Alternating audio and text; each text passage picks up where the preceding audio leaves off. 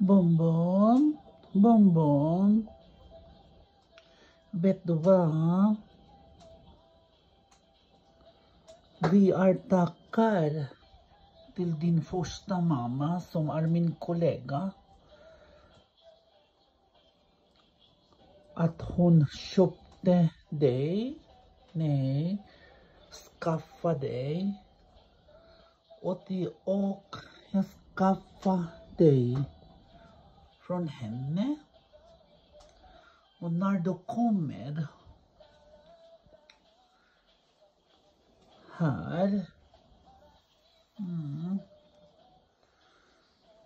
du gav mig positiv perspektiv.